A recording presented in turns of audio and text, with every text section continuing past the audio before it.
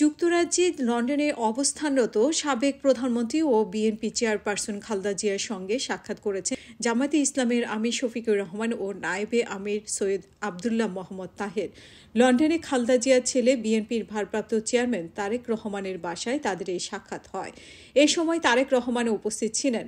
প্রায় 2 সপ্তাহ সফর শেষে সোমবার সকালে জামায়াতের আমির শফিকুর রহমান দেশে ফিরেছেন।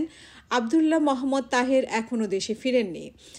জানতে চাইলে তারেক জিয়ার সঙ্গে খালেদা জিয়ার সঙ্গে সাক্ষাতের বিষয়টি স্বীকার করে মঙ্গলবার রাতে একটি গণমাধ্যমে জামায়াতের আমির বলেন, বেগম জিয়ার সঙ্গে সাক্ষাৎ করেছি, আমরা একসঙ্গে অনেক দিন কাজ করেছি, উনি অসুস্থ, ওনার খোঁজ খবর নেওয়ার আমাদের নৈতিক দায়িত্ব। বহুদিন পর আমাদের দেখা হয়েছে, আমরা ওনার জন্য দোয়া করেছি, ওনার কাছে দোয়া চেয়েছি।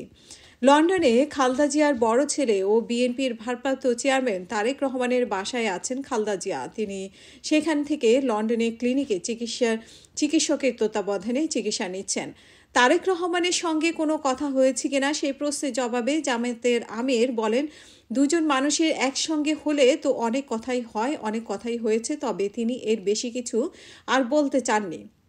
জামায়াতের আমির শফিকুর রহমান গত 4 এপ্রিল ব্রাসেলস সফরে যান। এই সফরে তার সঙ্গে ছিলেন দলের নায়েবে আমির আবদুল্লাহ মোহাম্মদ তাহের ও আমিরের আন্তর্জাতিক বিষয়ক উপদেষ্টা মাহমুদুল হাসান।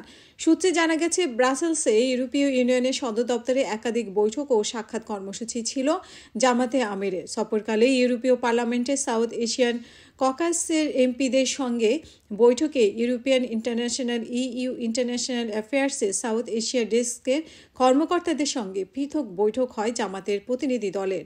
ব্রাসেলস থেকে জামায়াতের আমির শফিকুর রহমান ও নায়েবে আমির আবদুল্লাহ মোহাম্মদ তাহের লন্ডনে যান। এর আগে খালেদা জিয়ার সঙ্গে জামায়াতের আমিরের সাক্ষাৎকার নিয়ে বিএনপি চেয়ারপারসনের সাবেক প্রেস সচিব মারুফ কামাল খান মঙ্গলবার রাতে ফেসবুকের একটি পোস্টে দেন। সেখানে তিনি লিখেছেন, বেগম জিয়ার সঙ্গে জামায়াতের 2 শীর্ষ নেতার সাক্ষাতে কি বিষয়ে আলোচনা হয়েছে তা জানা যায়নি। 2 ডাক্তারের এই সাক্ষাৎ রাজনীতির রসায়নে নতুন কোনো প্রতিক্রিয়া তৈরি করবে কিনা নাকি নিছক সৌজন্য সাক্ষাৎ তা বুঝতে হলে আমাদের চোখ রাখতে হবে সামনের দিকে।